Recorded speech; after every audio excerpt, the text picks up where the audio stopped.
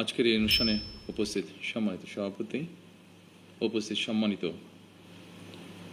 স্বরাষ্ট্রমন্ত্রী, সম্মানিত প্রতিরক্ষা উপদেষ্টা, সম্মানিত সেনাবাহিনী, নৌবাহিনী এবং বিমান বাহিনীর প্রধানগণ, সেনাবাহিনীর ঊর্ধ্বতন কর্মকর্তাগণ, মহাপরিচালক, বর্ডার গার্ড বাংলাদেশ, 2009 সালে পিলখানায় শাহাদাত বরণকারী সদস্যদের পরিবারবর্গ ও নিকটাত্মীয়গণ, পিলখানায় চাকরিরত সেই সকল সেনা অফিসার যারা দুঃসহ স্মৃতি আজও বয়ে বেড়াচ্ছেন, সামরিক ও বেসামরিক কর্মকর্তাবৃন্দ এবং সম্মানিত উপস্থিতিবৃন্দ, আসসালামু আলাইকুম।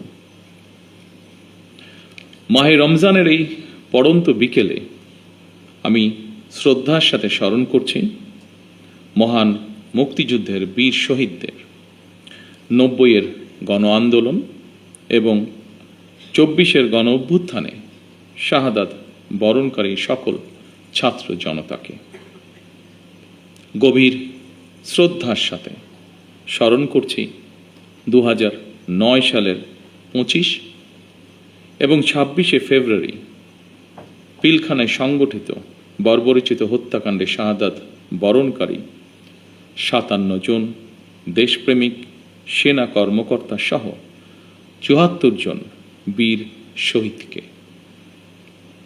আমি তাদের আত্মার মাগফিরাত কামনা করছি এবং শোক সন্তপ্ত পরিবার বর্গের সদস্যদের প্রতি জানাই গভীর সমবেদনা। আজ 25শে ফেব্রুয়ারি জাতির ইতিহাসে এক রক্তাক্ত এবং বেদনা বিধুর দিন। এ দিনটি এলে প্রকৃতি যেন আবার স্মৃতি ও শোকের ভারে নীরব হয়ে যায়। বাতাসে ভেসে আসে সেই বিভীষিকাময় মুহূর্তের আর্তনাদ। আমাদের হৃদয় গভীর বেদনায় ভারাক্রান্ত হয়ে ওঠে। 2009 সালের 25 এবং 26শে ফেব্রুয়ারি এই নির্মম ঘটনা আমাদের জাতীয় জীবনে এক গভীর ক্ষত সৃষ্টি করেছে, যার বেদনা সময় পেরিয়ে আজও বহমান। দীর্ঘ 17 বছর পরে শহীদদের স্মৃতি বিজড়িত এই প্রাঙ্গণে আজ আমার কণ্ঠ কিছুটা স্বাভাবিকভাবে ভারী হয়ে উঠছে। আমি কেবল একজন জনপ্রতিনিধি হিসাবে নয়, একজন সেনা পরিবারের সদস্য হিসাবে, একজন সহযোদ্ধার সন্তানের মতন আপনাদের সামনে, আপনাদের সাথে আজকে উপস্থিত হয়েছে। 2009 সালে সেই বিভীষিকাময় ঘটনায় 57 জন মেধাবী ও দেশপ্রেমিক সেনা কর্মকর্তা সহ মোট 74টি প্রাণ ঝরে গিয়েছিল। প্রতিটি নাম একটি পরিবারের আলো নিভে যাবার গল্প, প্রিয়জন হারানোর বেদনা বিধুর অধ্যায়, একটি সন্তানের পিতৃহীন হওয়ার ইতিহাস, একটি স্বপ্নের অসমাপ্ত মহাকাব্য। আমি দেশে প্রত্যাবর্তনের পরপরই বনানী সামরিক কবরস্থানে গিয়ে শহীদ সেনা কর্মকর্তাদের কবরের পাশে দাঁড়িয়ে উপলব্ধি করেছি গত 17 বছরে আপনাদের দুর্বিষহ সংগ্রাম, অপরিসীম ত্যাগ আর দাঁড়ে দাঁড়ে ঘুরে বিচার না পাওয়ার নিদারুণ যন্ত্রণা। সম্মানিত উপস্থিতিবৃন্দ, আমি বিশ্বাস করি পিলখানার ঘটনাকে রাষ্ট্রীয় মর্যাদায় স্মরণ করা আমাদের জাতীয় দায়িত্ব। 25 ও 26শে ফেব্রুয়ারি ঘটনাকে ইতিহাসে রাষ্ট্রীয় মর্যাদা না দিলে ভবিষ্যৎ প্রজন্ম আমাদেরকে হয়তো ক্ষমা করবে না। তাই সেনাবাহিনীও আপনাদের সঙ্গে আলোচনা করে 25 এবং 26শে ফেব্রুয়ারি স্মৃতিকে অম্লান করে রাখতে বর্তমান সরকার ইনশাল্লাহ কাজ করবে।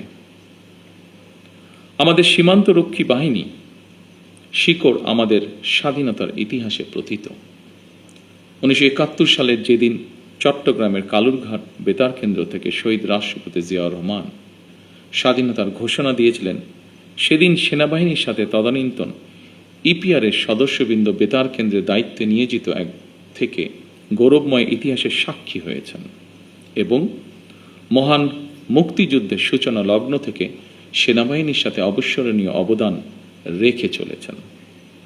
পরবর্তীকালে শহীদ রাষ্ট্রপতি জিয়াউর রহমান সীমান্তরক্ষী বাহিনীকে সুসংহত করতে বিশেষ গুরুত্ব আরোপ করে অবকাঠামোগত উন্নয়ন এবং প্রয়োজনীয় সংস্কার কাজ করেন।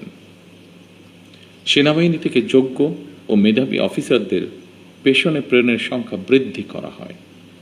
1978 সালে এই বাহিনীর ইতিহাসে সবচেয়ে বড় ঘটনা হল সামরিক কায়দায় নতুন করে পুনর্গঠিত করা। পূর্বের উইংসমূহকে পরিবর্তন করে ব্যাটালিয়নে রূপান্তর করা হয়। দুটি নতুন ব্যাটালিয়ন সংযোজন করে বাহিনীর সংগঠনকেও পরিবর্ধিত করা হয়। দীর্ঘ সংগ্রামের পর আজ জনগণের রায় নির্বাচিত সরকার দেশ পরিচালনা করছে। দেশের প্রশ্নে আমরা সীমান্ত বাহিনীকে আরও আধুনিক ও সুসংহত করব ইনশাআল্লাহ। আমাদের সদস্যরা দেশপ্রেম ও পেশাগত উৎসর্গতায় সীমান্তে দায়িত্ব পালন করবে ইনশাআল্লাহ।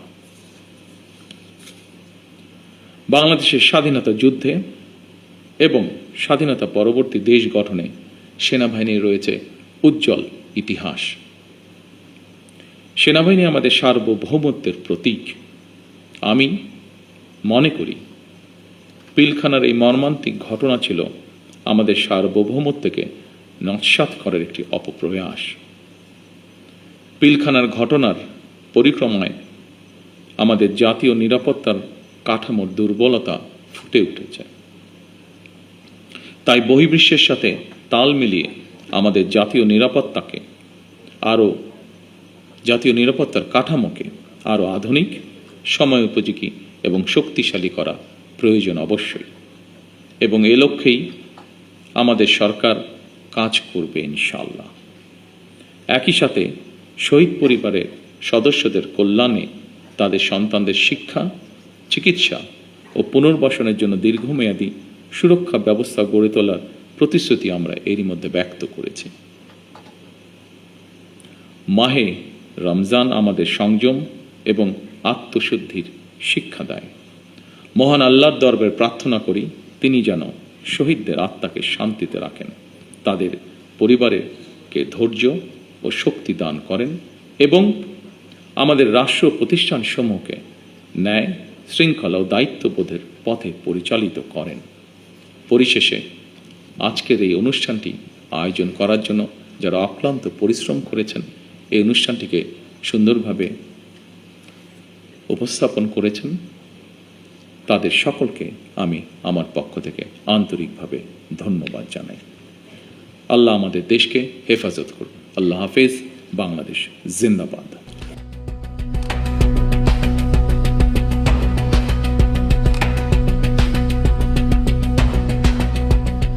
দিনাজপুর টিভি মানুষের জীবনের কথা বলে।